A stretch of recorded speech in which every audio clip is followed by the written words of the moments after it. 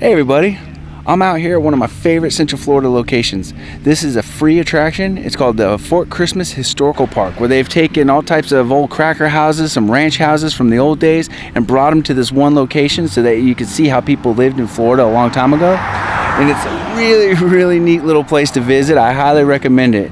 All right, let's head on inside and see what we can get into.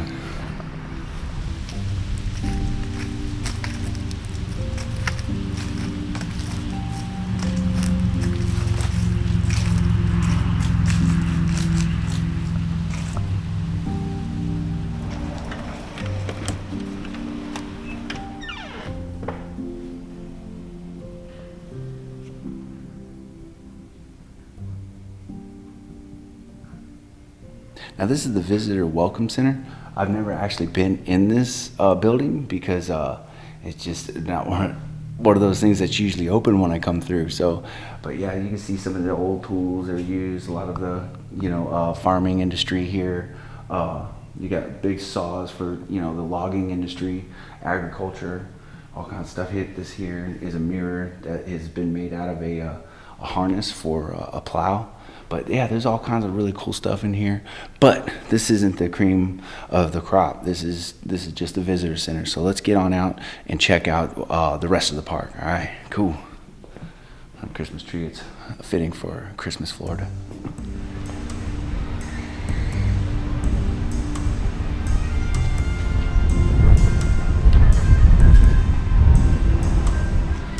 That's cool. They're totally refurbishing the old post office. It's got a new foundation, switching out some of the old windows and refurbishing some of the Latin code siding there. This is really cool. So once they're finished with it, guests will be able to come and explore the inside and see what a post office was like back in the 20s and 30s.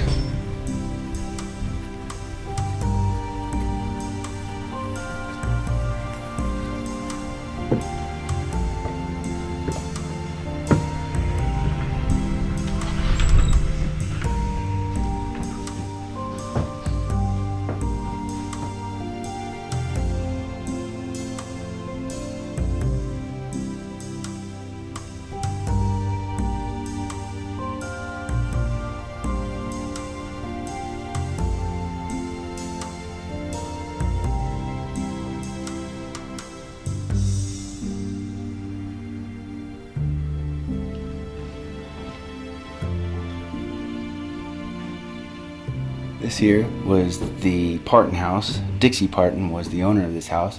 This house was once located on the corner of Highway 50 and Alafaya Trail.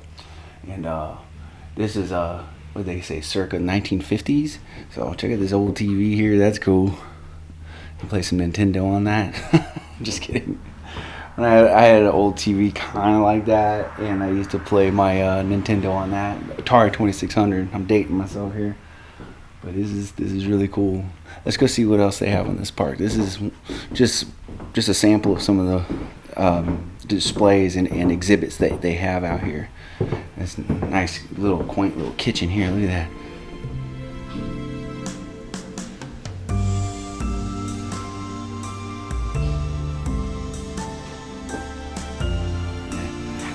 Cherry pie.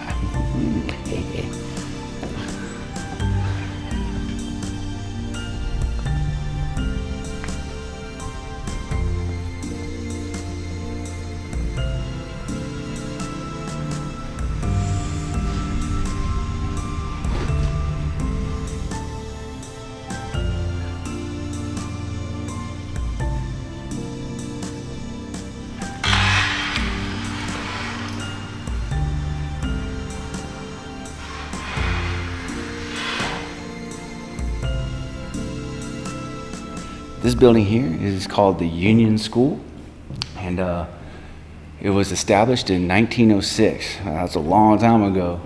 So, all right, you got, oh, check these Fisher-Price things out. Man, I had that when I was a kid. I guess it was a hand-me-down or something, but this building here, out here, was added in the late 1930s, you see, and then they said that the lunchroom was added then too. This stage was built in 1920, so as the years went on, the decades rolled on, this school was, continuously growing, but they did find that in the 60s that this school could no longer accommodate the community because it was growing too fast. So since 1969, this place has been closed, and the kids now go to Columbia School, which is up in Bithlo on Highway 50. So pretty cool old building. I love this.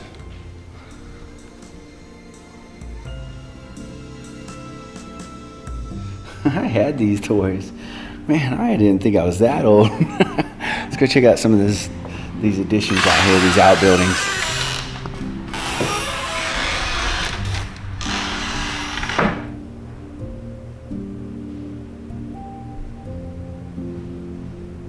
This classroom here was for the older kids, I reckon. Well, no, not really. Look how tiny that desk is. So this school was often used as a community center for the locals. So this was long before any type of social media.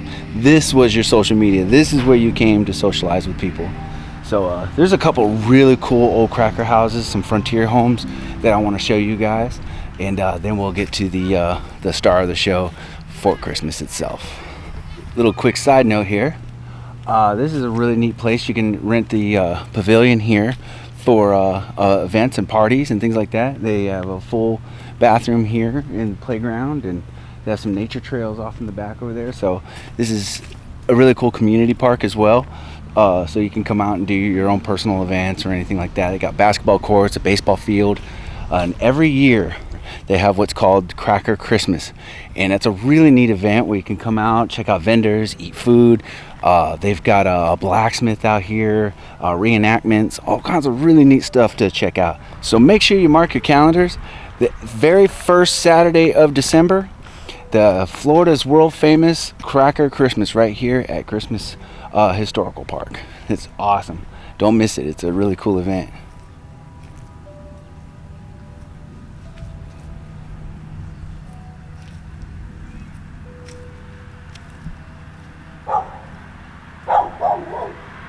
All right, in the comments, I want you all to try to guess what this is.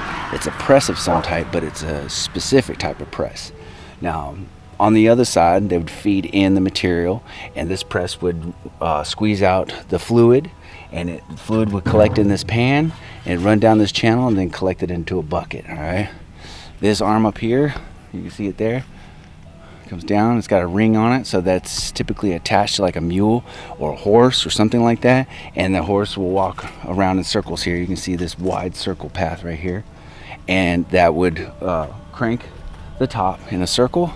It would cause those two rollers right there, the press rollers, to come together in the center, and it would squeeze whatever it is getting fed into it. So in the comments, let me know what you think that this is. Okay, it's really cool, and everybody loves what it makes. So I will answer your question, whether you're right or wrong, inside the comments. So feel free to jump on in there and participate. All right, guys, let's check out some of these old ranch houses.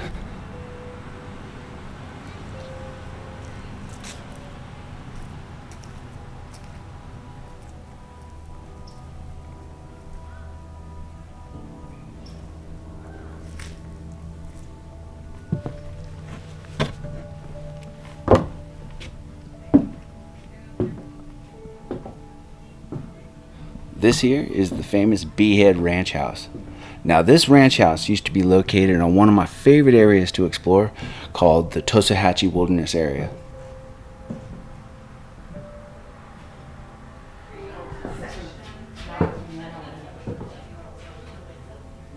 So basically they moved the house and brought it to the Fort Christmas Historical Park, so it just doesn't fall into ruin out there in that wilderness area. So, oh look, Thanksgiving dinner is served. Look at this. That's my favorite. It looks there's a putty turkey here. We got some plaster pumpkin pie and some miracle foam mashed potatoes. My favorite.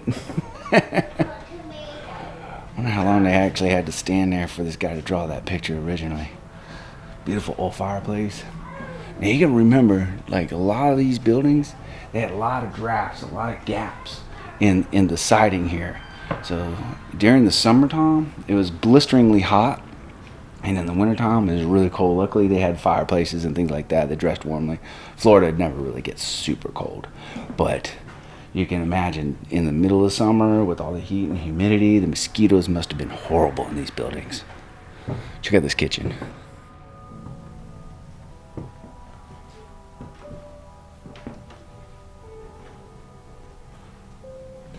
Out of all the buildings that they have on this property, this one here is my favorite. It's just the coolest old building here.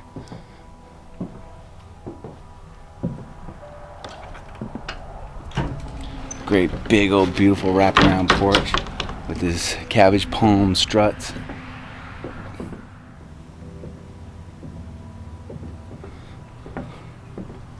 And I'm not sure what the other building over there was. We'll check it out.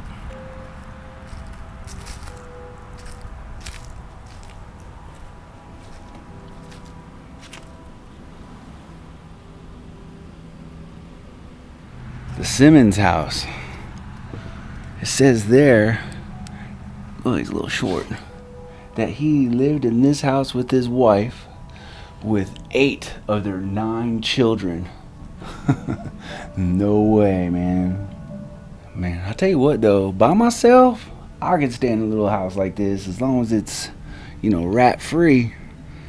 But no, this is crazy. Can you imagine the summertime? It must have been 1,000,000 degrees in there. This old wagon that he used to ride into town with. That's cool. That's cool. I could definitely live in a little tiny house like that, but by myself. You know, I wouldn't want to have like 9 kids in there. That'd be crazy. Look how small this little building is. Look at that thing. Teensy tiny little thing. 10 people? 11 people? Man, no way. No way.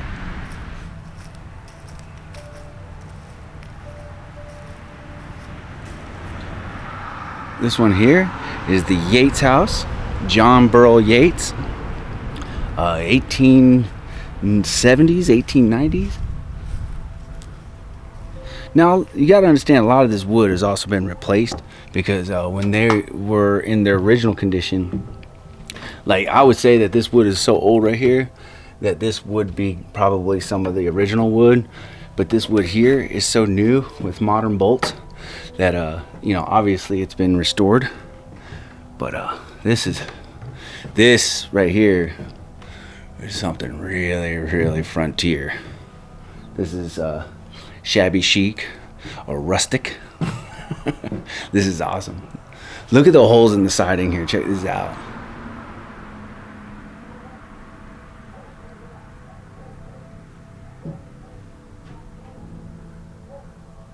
This cheesecloth over the crib right here as a type of mosquito netting, so that's good.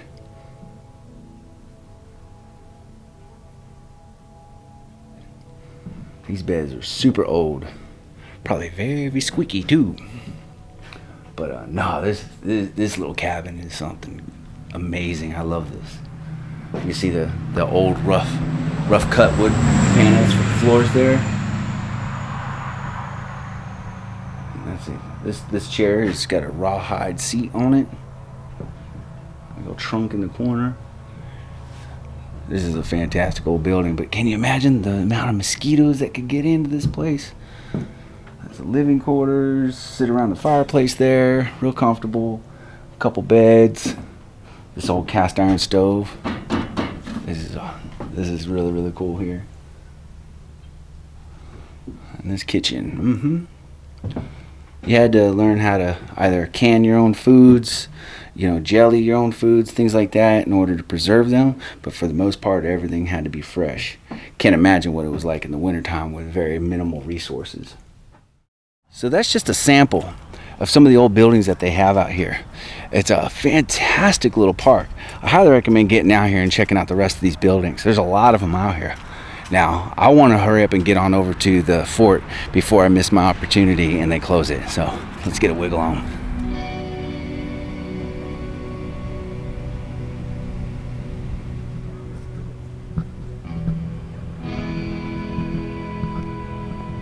All right, this is it right here. This is the world famous Fort Christmas. This is a replica, but the original was built during the Second Seminole War in 1837. And this is a really, really neat little attraction out here. It's just, it seems so authentic, you know. It's like exactly what you would see in the movies or something, you know. This is inside each one of these buildings is an exhibit showing different types of cracker, Florida history. One building has a lot of the American Indian history out here, and let's go check out this first since it's out here. This is the powder magazine. This is where they stored their weapons and their gunpowder. Check this out. You know, I don't know about how they kept it dry, because those floorboards down there are clearly moist. Florida is a very moist state. That's cool. All right, let's go check out the first series of exhibits here. This one's really neat.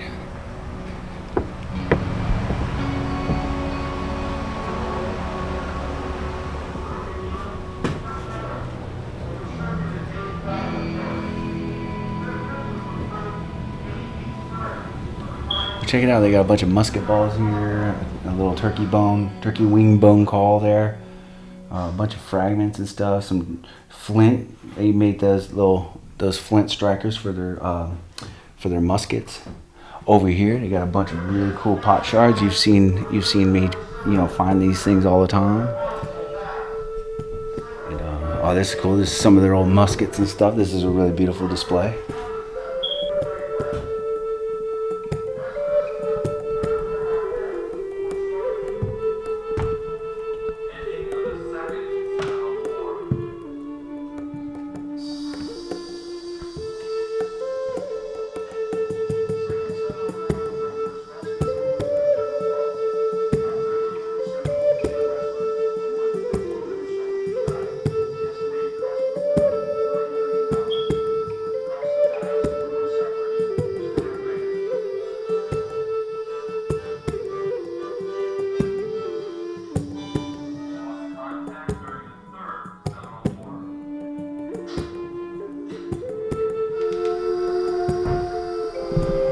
That looks like my buddy Utah's hat. Looks just like it.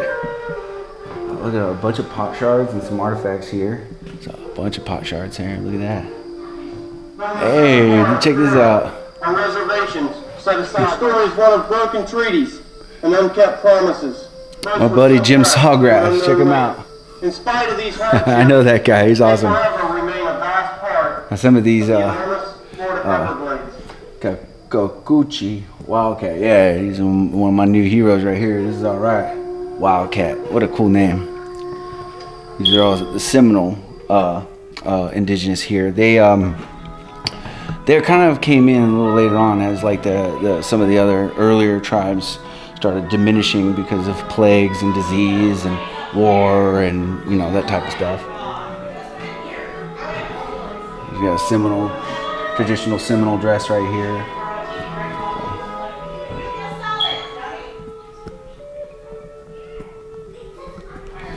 Beautiful arrowhead samples here. Now, one thing you got to remember about finding arrowheads here in Florida, you got to leave them where you find them.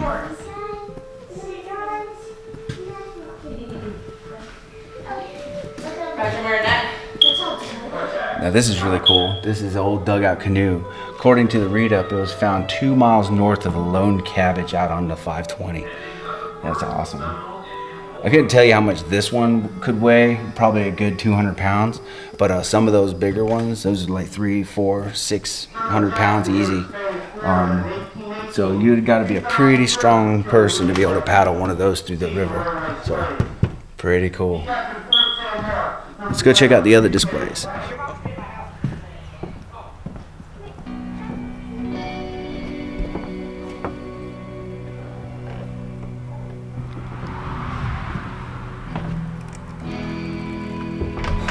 Now this is a really interesting little display here.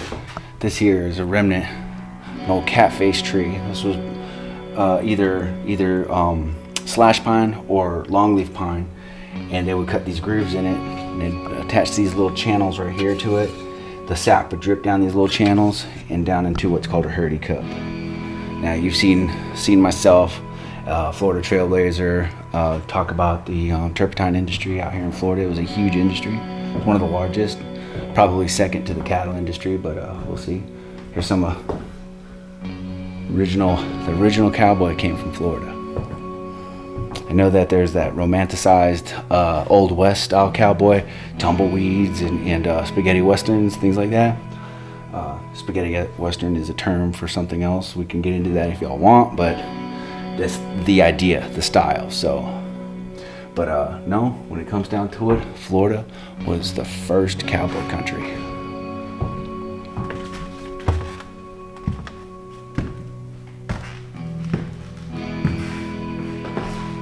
Sweet. Really cool loom right there. Making blankets and things like that. You know, I wouldn't mind finding some artifacts like this out in the woods. I used to have one of those. It's a toaster. Put it on the stove, put your slices of bread inside the, up against that thing, and it would toast your bread for you.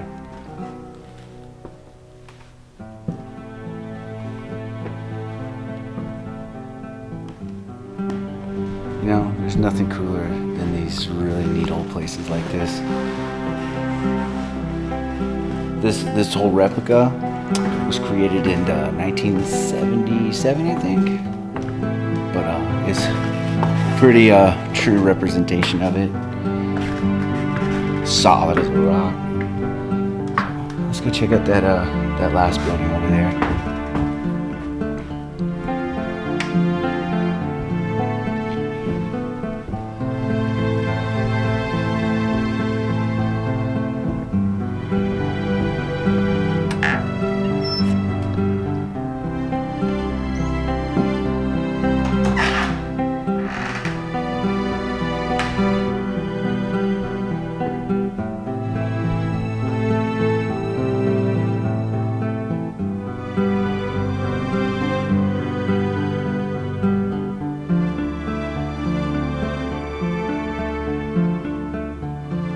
This map right here is like a super detailed replica of one of the original maps that they had used to survey places out. Like, for instance, here's Apopka, Lake Jessup.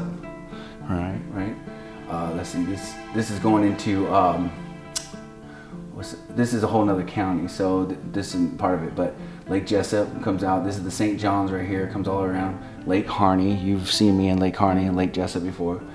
Lake Monroe, and right across here is Lake Monroe Park, and you follow the St. John's around until you get to the little cave up there. So let's see, I can see that this is Lake Jessup here. We've got a great big old expressway running right through this section right here. So we come down into this area right here. This is where I live, and so I just love that old map. I just can stare at it for hours. All right, guys, this is the Fort Christmas Historical Park. I highly recommend coming out here and checking it out. It is worth your time.